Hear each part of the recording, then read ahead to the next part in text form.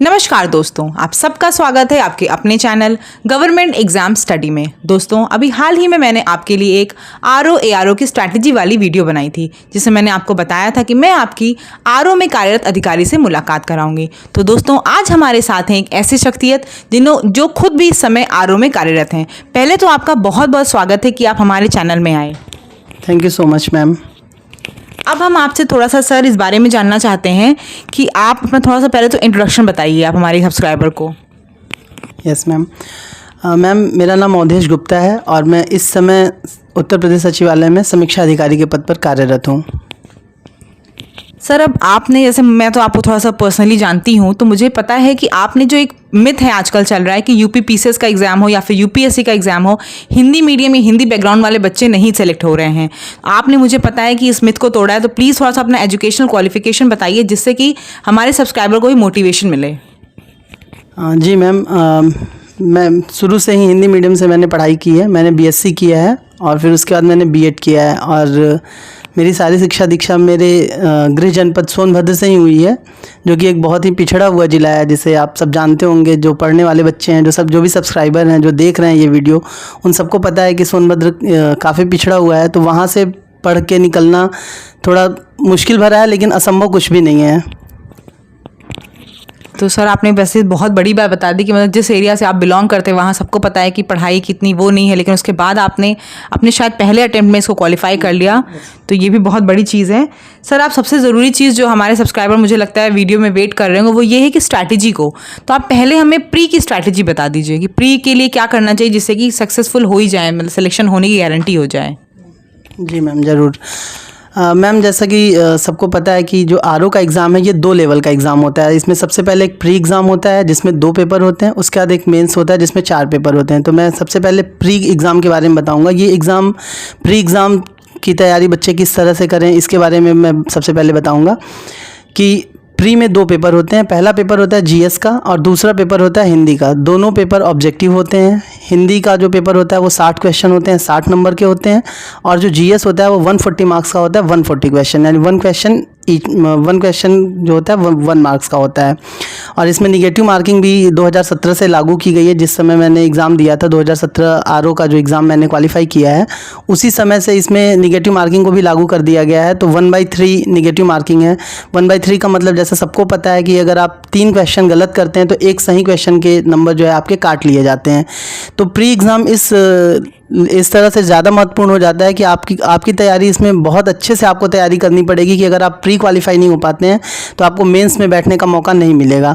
तो प्री की तैयारी आप कुछ इस तरीके से करें, मतलब जो भी सीरियस कैंडिडेट है, मैं सबको यही कहना चाहूँगा कि प्री की तैयारी आप बहुत ही ज़ोर शोर से करें और बहुत अच्छे से तैयारी करें कि आप ये सोच के करें कि मुझे ये क्लियर करना है और मुझे अगर आरओ या एआरओ किसी भी पोस्ट पर अगर चयनित होना है, तो सबसे पहली जो बाधा है वो प्री के रूप में जो एग्ज़ाम है उसको क्वालिफाई करना सबसे ज़्यादा ज़रूरी है, क्योंकि अगर जब तक आप प्री क्वालिफाई नहीं कर पाते हैं आप मेंस में नहीं बैठ पाएंगे। सर, जैसे आपने ये सब बताया, थोड़ा सा ये बताइए कि जैसे बच्चे प्रैक्टिस कर रहे हो या तैयारी कर रहे हो, तो कितने तक अंक लाने की कोशिश करें, वो हिंदी में अलग और जीएस में अलग, क्योंकि जैसे मुझे पता है कि हिंदी में लोगों के 60 में से 60 भी आ जाते हैं। तो थोड़ा ये बता दी कट ऑफ कितनी जाती है, इस चीज़ को ध्यान में रख के वो तैयारी करें।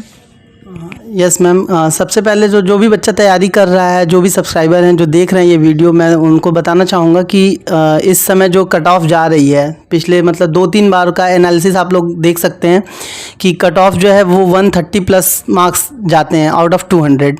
निगेटिव मार्किंग होने के बाद भी मतलब ये स्थिति है। तो आप लोग ये समझ लीजिए कि 60 to 70% आप ये कोशिश करें कि नंबर हम पा जाएं, तभी प्री क्वालिफाई होने के पूरे चांसेस रहेंगे, तभी आपको मेंस देने का मौका मिलेगा और आगे आपके सफल होने के चांसेस ज़्यादा बढ़ेंगे।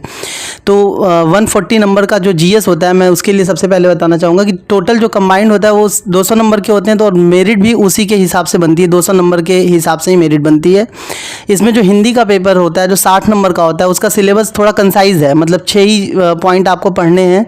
आप सिलेबस वेल डिफाइंड सिलेबस है। सबसे पहले आप सिलेबस को, जो मेरी एक राय है आप लोगों के लिए, जो मेरी स्ट्रेटजी है वो ये है कि सबसे पहले आप लोग अपना सिलेबस निकाल लीजिए। प्री का सिलेबस अलग निकाल लीजिए, मेंस का सिलेबस अलग निकाल लीजिए और ज़्यादा फोकस प्री पर करिए सबसे पहले, क्योंकि प्री क्वालिफाई करना सबसे ज़्यादा इंपॉर्टेंट है। और हिंदी का जो सिलेबस है उसको आप लोग डेली मतलब कोई भी 1-2 बुक जो भी है आप उसको पढ़ के अच्छे से उसको डेली रिवाइज करते रहें। उसमें तत्सम तद्भव है, विलोम शब्द है, जो भी दिया हुआ है वो उन्हीं में से आता है वो 60 क्वेश्चन। और आप ये कोशिश करें कि मतलब जो भी आप याद कर रहे हैं उसको केवल याद करने तक सीमित ना रखें, उसको आप कॉपी पे, नोटबुक पे कहीं उसको लिखते रहें कि कोई भी वर्ड है उसको सही तरीके से कैसे लिखना है, क्योंकि फाइनली वहाँ पे आपको जब ऑप्शन में आएगा आप केवल पढ़ के गए रहेंगे तो आपको चारों शब्द एक जैसे दिखेंगे। और ये मतलब एक कॉमन समस्या है जो सारे स्टूडेंट्स मतलब इसको समझ सकते हैं। तो मैं ये बताना चाहूँगा कि आप लोग शब्दों को लिखना ज़रूर शुरू करिए। जब आप शब्द लिखे रहेंगे और एक कॉपी में लिखे रहेंगे तो लास्ट टाइम में रिवाइज़ करने में भी बहुत आसानी होगी। और एग्ज़ाम हॉल में जब आप बैठेंगे तो क्वेश्चन गलत होने के चांसेस बहुत कम होंगे। जितने कम क्वेश्चन आप गलत करेंगे उतने ज़्यादा चांसेस आपके एग्ज़ाम में सेलेक्ट होने के रहेंगे। जी सर, आपने बहुत एक इंपॉर्टेंट चीज़ बताई, वो है लिख लिख के तैयारी करना हो कि जब सच में पेपर में आता है उस समय कि हल्दी का ये तत्सम क्या है, हरिद्रा लिखा होगा, हरिद्रा होगा, तो आपको समझ में नहीं आएगा कौन सी छोटी ई वाली मात्रा है या बड़ी वाली। तो इस चीज़ को सच में ये सर ने बहुत इंपॉर्टेंट चीज़ बताई कि आप लोगों को लिख लिख के, हिंदी को लिख लिख के करना है, क्योंकि हिंदी ही ज़्यादा स्कोरिंग और हिंदी की वजह से ही आपका देखिएगा सिलेक्शन होगा। सर जैसा कि आपने प्री की स्ट्रैटेजी बताई, थोड़ी सी आप मेंस की भी स्ट्रैटेजी बता दीजिए, उसमें क्या फोकस करना है, क्योंकि आप प्री शायद सिर्फ क्वालिफाइंग होता है, ये भी बता दीजिए। यस मैम, आपने सही कहा। प्री इसमें केवल क्वालिफाइंग होता है जिसमें आपको मेरिट में, फाइनल मेरिट में जिसके मार्क्स नहीं जोड़े जाते। प्री में जो बच्चे पास होते हैं वो मेंस के लिए बैठते हैं और मेंस में टोटल 4 पेपर होते हैं। पहला पेपर जीएस का होता है, मतलब इसमें एक पेपर जीएस का होता है जो ऑब्जेक्टिव होता है, एक हिंदी होती है कन्वेंशनल 100 मार्क्स की, फिर उसके बाद एक एसे का पेपर होता है जिसमें 3 एसे लिखने होते हैं और एक एसे 40-40 नंबर के होते हैं, मतलब टोटल 120 नंबर के एसे होते हैं। और उसके बाद एक हिंदी का ऑब्जेक्टिव पेपर भी होता है जिसमें 30 क्वेश्चन होते हैं और मतलब हर क्वेश्चन 2-2 नंबर का होता है, यानी टोटल 60 नंबर की वो हिंदी होती है। तो इसमें जो टोटल पूर्णांक होता है तो 400 नंबर के ये पूरे पेपर होते हैं। 400 नंबर में से आपकी अगर हिंदी का अगर हम वो देखें पोर्शन कितना है तो वो लगभग 70% होता है। 280 मार्क्स की हिंदी होती है जिसमें 120 का आपका जीएस हो, 120 का आपका एसे हो गया, 100 नंबर का आपका हिंदी कन्वेंशनल होता है और 60 नंबर की हिंदी ऑब्जेक्टिव होती है। तो हिंदी को पढ़ना सबसे ज़्यादा ज़रूरी है मेंस क्वालिफाई करने के लिए, या फिर आप ये कह सकते हैं कि आरओ या एआरओ बनने के लिए सबसे ज़्यादा आपको जो फोकस जिस एक चीज़ पे करना है वो है हिंदी। हिंदी को आप बिल्कुल भी हल्के में ना लें, क्योंकि बहुत सारे कैंडिडेट जिनको मैं जानता हूँ, मेरे साथ तैयारी करने वाले लोग हैं जो 1-1, 2-2 नंबर से रह गए। तो उनके बाहर होने का सबसे बड़ा जो कारण था वो यही था कि वो लोग हिंदी में स्कोर थोड़ा सा कम उनका आया स्कोर। तो आप ये कोशिश करिए कि हिंदी में जैसे 60 नंबर की जो ऑब्जेक्टिव हिंदी है तो निगेटिव मार्किंग के बाद भी आप उसमें ये कोशिश करिए कि मैं 55-56 प्लस रहूं उसमें, तो आपके सिलेक्शन के चांसेस हैं जो थोड़ा सा ज़्यादा बढ़ जाएंगे। क्योंकि जो जीएस का पेपर होता है उसमें मतलब एक एवरेज स्टूडेंट और एक जो बहुत अच्छे से पढ़े हैं उनमें बहुत ज़्यादा अंतर नहीं रहता, लेकिन अगर हिंदी में आप प्लस कर लेते हैं ज़्यादा तो आपके जो सिलेक्शन के चांसेस हैं वो ज़्यादा बढ़ जाएंगे। सर थोड़ा सा और, जैसे मेंस में ही, जैसे बाकी तो आपने बता दिए सारे सेक्शन अच्छे से, लेकिन जैसे निबंध को लेके भी बच्चे बड़े कंफ्यूज होते हैं कि जब आपको पता है कि एक ऑब्जेक्टिव की हमेशा वो रहती है आदत किसी को, और मेंस जब यहाँ पे लिखने आते हैं, लेकिन जैसे यहाँ पे फ़ायदा ये है कि जो मेंस के टॉपिक हैं वो पहले से डिसाइडेड होते हैं। निबंध को जो 3 सेक्शन जो आता है वो पूरा पहले से डिसाइडेड होता है, तो थोड़ा सा उसके बारे में बता दीजिए। हाँ यस मैम, निबंध जो 40-40 नंबर के जो निबंध आते हैं उनका भी जो सिलेबस हम कह सकते हैं वो भी पहले से वेल डिफाइंड होता है, जिसमें एक करंट अफेयर से रिलेटेड रहता है, एक साइंस से रिलेटेड रहता है, एक कुछ ऐसे साहित्य से रिलेटेड रहता है। तो आप उनको देखने के लिए मतलब प्रीवियस ईयर के पेपर को आप देख सकते हैं कि किस किस तरह के निबंध उसमें पूछे जाते हैं। जैसे एक भारत और उसके पड़ोसी देशों के साथ कैसे संबंध हैं उस पर आप एक निबंध तैयार कर सकते हैं। जैसे भारत का चीन के साथ क्या संबंध है, चीन के साथ उसके क्या क्या विरोध के बिंदु क्या क्या हैं, क्या क्या प्रॉब्लम क्रिएट करने वाले जो बिंदु हैं, भारत का नेपाल के साथ क्या प्रॉब्लम है, क्या कैसे उसके रिलेशंस हैं, भारत का बिम्स्टेक देशों के साथ क्या संबंध है, भारत का जो एशियाई कंट्री हैं अलग अलग उनसे क्या क्या रिलेशन है, कितना उनका व्यापार है। इससे आप नोट करते जाएं कॉपी में और डेली न्यूज़पेपर पढ़ते रहें, उसमें संपादकीय में भी करंट अफेयर से काफ़ी पॉइंट्स मिल जाते हैं। और इसके साथ ही जैसे मैं हिंदी के लिए थोड़ा सा बताना चाहूँगा कि हिंदी का जो मेंस वाला जो पेपर है, कन्वेंशनल पेपर है, उसके लिए भी आप देख सकते हैं कि उसमें एक टेबुलर फॉर्म आता है, 15 नंबर का आता है, फिर एक कार्यालय आदेश आता है, कार्यालय ज्ञाप आता है, उसमें शासकीय पत्र, अर्धशासकीय पत्र उसमें आते हैं। तो इन सब का एक सेट फॉर्मेट होता है कि जिस फॉर्मेट में अगर आप नहीं लिखते हैं तो आपको नंबर नहीं मिलता है, और लेकिन अगर आप एकदम सही फॉर्मेट में सही तरीके से उन चीज़ों को लिख देते हैं तो आपको पूरे में से पूरे नंबर मिल जाते हैं। तो इसके लिए सबसे जो ज़्यादा ज़रूरी चीज़ ये है कि आप उसको नोटबुक में बना के लिखें कि कार्यालय आदेश का जो फॉर्मेट है वो कैसा है, कैसे लिखा जाता है, उसमें कैसे शुरुआत करते हैं, कौन कौन से शब्द उसमें लिखने होते हैं, कौन से शब्द उसमें वर्जित होते हैं जो नहीं लिखने होते हैं। ऑफिशियल लेटर की बात करें तो उसमें क्या क्या लिखना होता है, किस तरीके से वो सेट पैटर्न है उसका, उसको लिखना होता है। डेमी ऑफिशियल लेटर है वो कैसे लिखा जाता है, कार्यालय ज्ञाप है वो कैसे लिखा जाता है, परिपत्र है वो कैसे लिखा जाता है। सबके एक एक दो दो एग्जाम्पल, ज़्यादा नहीं, एक एक दो दो एग्जाम्पल आप तैयार कर लें, उसको बार बार देखते रहें, रिवाइज करते रहें, तो आपकी हिंदी काफ़ी अच्छे से तैयार हो जाएगी। और उसमें एक मुहावरे वाला जो सिलेबस में एक वो है पॉइंट है मुहावरा, तो मुहावरा भी आप देख सकते हैं। मैंने जिस बुक से पढ़ाई करी थी हिंदी की वो पीएन पांडे की बुक है, वो काफ़ी कंसाइज बुक है और बहुत अच्छे से पूरे सिलेबस को बहुत अच्छे तरीके से वो कवर करती है। कुछ लोग हरदेव बाहरी की बुक को भी सजेस्ट करते हैं, लेकिन जो मैंने पढ़ा था वो पीएन पांडे की बुक को मैंने पढ़ा था और काफ़ी अच्छे से उसमें पूरे सिलेबस को अच्छे से डिफ़ाइन किया हुआ है। आप उसको अच्छे से पढ़ सकते हैं, रिवाइज कर सकते हैं, कॉपी में नोट कर सकते हैं, अपनी नोट्स को बार बार रिवाइज करके पढ़ सकते हैं, तो आपके सिलेक्शन के चांसेस बहुत ज़्यादा बढ़ जाएंगे। सर जैसे आपने एक बुक के बारे में तो बताया पीएन पांडे, और आपने सारी चीज़ें बहुत अच्छे से समझा दी हैं कि शासकीय पत्र इन सबको कैसे करना है, एक एक दो दो बार लिख के फिर उनको रिवाइज करना है। थोड़ा सा जीएस के लिए भी कोई बुक हो या फिर निबंध और इन सब के लिए भी कोई बुक हो तो बुक थोड़ा और बता दीजिए। जी मैम, जीएस जैसे मैंने पहले बताया कि 120 नंबर्स का आएगा मेंस में, और 140 नंबर्स का जीएस जो आता है वो प्री के लिए आता है। प्री और मेंस का जो जीएस का जो सिलेबस है वो काफ़ी हद तक सेम है, तो आप जब भी तैयारी करें तो इस चीज़ को ध्यान में रखते हुए करें कि प्री और मेंस की साथ साथ आप तैयारी करते रहें। जैसे हिंदी भी कॉमन है दोनों में, जीएस भी कॉमन है, तो आप साथ ही साथ दोनों जो है उनकी तैयारी करते रहें। जीएस का जो पार्ट है मतलब उसमें आप अलग अलग उसमें देख सकते हैं कि उसमें करंट अफेयर्स का पार्ट है, हिस्ट्री का पार्ट है। हिस्ट्री में भी जो मेजर पार्ट आता है वो मॉडर्न हिस्ट्री का आता है। तो मॉडर्न हिस्ट्री की अगर मैं बात करूं तो मैंने जो बुक पढ़ी थी वो थी एस.के. पांडे की बुक मैंने पढ़ी थी और काफ़ी अच्छे से उसमें दिया हुआ है। अगर आपका एस.के. पांडे मतलब जो लोग नहीं पढ़ पा रहे हैं तो वो बिपिन चंद्रा की बुक को भी पढ़ सकते हैं।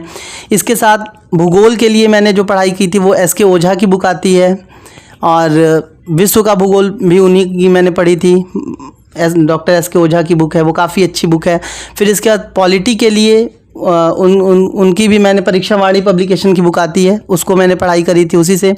और जो साइंस का पोर्शन है वो मैंने लूसेंट से तैयार किया था। लूसेंट में काफ़ी अच्छे से कंसाइज करके बहुत अच्छे से कम पेजेस में आपको काफ़ी कुछ मिल जाएगा उसमें पढ़ने के लिए। करंट के लिए आप कोई सी भी मतलब जो आपको पत्रिका अच्छी लगे, दृष्टि की या किसी की जो आपको सही लगे वो आप पढ़ सकते हैं करंट के लिए। बाकी और उसमें थोड़ा सा पोर्शन आप देखेंगे तो उसमें मैथ्स का भी आता है, तो आप मैथ्स का सिलेबस के अकॉर्डिंग उसको तैयारी कर सकते हैं।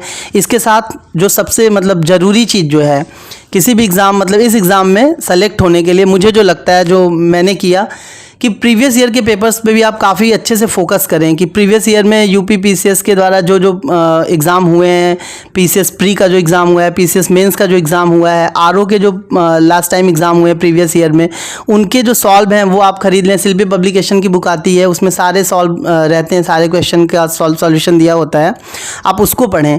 और मेरी जो एक आप सभी को जो एक मेरा जो सजेशन है वो ये है कि आप इजी क्वेश्चंस को गलत ना करें। अगर आप इजी क्वेश्चंस को गलत करते हैं तो आपके सेलेक्ट होने के चांसेस थोड़े से कम हो जाते हैं, क्योंकि बहुत कम स्टूडेंट होते हैं जो इजी क्वेश्चंस को गलत करते हैं। टफ तो मतलब एक रहता है कि हाँ कुछ लोगों के सही होते हैं, जो बहुत अच्छे हैं उनके सही होते हैं।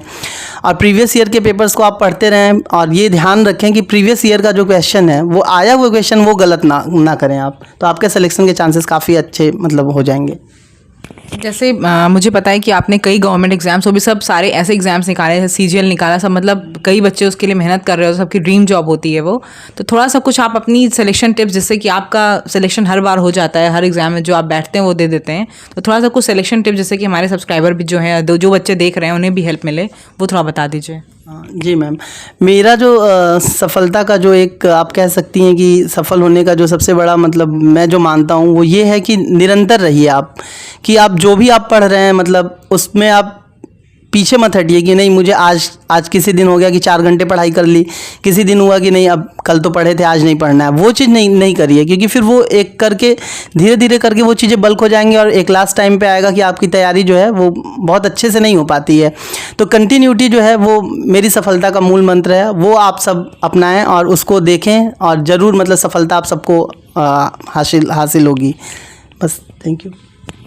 तो सर आपका हमारे चैनल पर आने के लिए बहुत बहुत धन्यवाद। और मैं ये जानती हूँ कि आगे भी अगर फ्यूचर में हमें कभी भी किसी चीज़ की ज़रूरत होगी, क्योंकि जैसे कि अभी पता है आरओ का पेपर अभी होने वाला है। अच्छा, एक चीज़ तो बहुत ज़रूरी मैं आपसे भूल गई पूछना कि जैसा कि आपसे मेरी बात हुई तो आपने बताया था कि क्योंकि इस बार जो यूपीपीसीएस का नोटिफिकेशन आया था उसमें इसकी वैकेंसी नहीं थी, लेकिन फिर मुझे आपके ही थ्रू पता चला कि कुछ प्रमोशन वगैरह हुए 250। तो थोड़ा पदों के बारे में बता दीजिए, पदों की संख्या जो हाँ बढ़ी है उसके बारे में क्या है? हाँ मैम, अभी अगस्त के महीने में ही लगभग 250 से ऊपर समीक्षा अधिकारी लोगों को प्रोन्नति देकर उन्हें अनुभाग अधिकारी बनाया गया है। तो लगभग 250 के आसपास तो ये आरओ के पद खाली हो गए और कुछ और भी पद पहले से भी रिक्त थे, तो इनका अधियाचन भेजा जाएगा जल्दी और इसकी सूचना मतलब दी जाएगी। और तैयारी करते रहें स्टूडेंट्स और ये अपनी तैयारी को एकदम जम के रखें कि हाँ जब एग्ज़ाम आए तो ये ना हो कि नहीं अभी तक मैंने पूरी तैयारी नहीं करी है। आप एकदम लगे रहें कि हाँ जब भी एग्ज़ाम आएगा मुझे 1 शॉट में इसे क्लियर करना है। सर एक चीज़ और मुझे अभी याद आ गई है कि जैसा कि पहले एआरओ के लिए था कि सिर्फ ओ लेवल वाले वो थे, फिर आपने मुझे एक पीडीएफ दिया है, उसमें है कि बहुत से लोग और भी मतलब कई बीसीए काफ़ी लोग कंप्यूटर साइंस वाले भी, बीटेक करने वाले लोग भी काफ़ी लोग और एलिजिबल होने, तो ये भी क्या सच है? हाँ बिल्कुल सही है मैम। अभी एक शासनादेश आया था 5 मई को ये जारी हुआ है, तो उसमें ओ लेवल के अकॉर्डिंग ओ लेवल के समकक्ष जितनी भी योग्यता वाली चीज़ें हैं मतलब जो भी कोर्स ओ लेवल के इक्विवेलेंट हैं उनको मतलब मान्यता दे दी गई है। जैसे आप एमएससी आईटी हैं, बीएससी आईटी हैं, बीसीए किया है आपने, एमसीए किया है या फिर आपने केवल कंप्यूटर कोर्स से नॉर्मल बीएससी या फिर बीए किया है तो फिर आप एलिजिबल होंगे।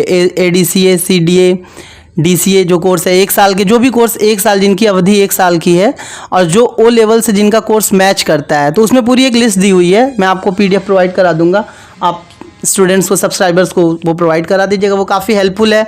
और समकक्ष योग्यता आ जाने से मतलब एक इसका एक प्लस पॉइंट तो है ही कि बहुत ज़्यादा लोग इसमें फॉर्म डाल सकते हैं और दूसरी एक चुनौती भी बढ़ गई है कि लोग ज़्यादा से ज़्यादा लोग इसमें अप्लाई करेंगे तो मेहनत थोड़ी सी और ज़्यादा करनी पड़ेगी लोगों को। ये बात बिल्कुल सही कह रहे हैं सर, क्योंकि अभी तक आधे से ज़्यादा जो लोग होते थे वो सिर्फ आरओ के लिए अप्लाई कर पाते थे, तो एआरओ की कट ऑफ अगर आरओ से कंपेयर किया तो काफ़ी कम जाती थी। लेकिन जब इस बार ये शासनादेश आ गया, जो आपको मैं, अगर आप मेरे टेलीग्राम से नहीं जुड़े हुए जुड़ जाइए, वहाँ पे मैं आपको पीडीएफ प्रोवाइड कर दूंगी। तो अब इस बार कॉम्पिटिशन एआरओ में भी बहुत ज़्यादा होगा, लेकिन जैसा कि सर ने बताया इस बार जो भर्ती आएगी वो भी हमेशा थोड़ी सी ज़्यादा आएगी। तो अगर आप सच में आरओ के लिए सिंसियर हैं, आप चाहते हैं आरओ बनना, तो उसकी पढ़ाई जो भी सर ने बताई चीज़ें उसके लिए फॉलो कर लीजिए। उसके बाद भी आपकी कोई क्वेरी होती है या कुछ भी है तो मैं सर से रिक्वेस्ट करूंगी आप सभी की तरफ से, अपने चैनल की तरफ से, कभी कोई भी हमें उनसे गाइडेंस चाहिए हो तो वो हमें अपना टाइम फिर से दे दें। और यहाँ पर आने के लिए और अपनी बातें शेयर करने के लिए फिर से बहुत बहुत धन्यवाद। आप लोगों की कोई भी क्वेरी हो तो प्लीज़ आप कमेंट सेक्शन में पूछ लीजिएगा, हम सर के थ्रू या आपके थ्रू जो भी हमें लगेगा हम आपकी हेल्प कर देंगे। धन्यवाद। अगर चैनल पर नए हो तो चैनल को सब्सक्राइब करना बिल्कुल भी ना भूलिएगा।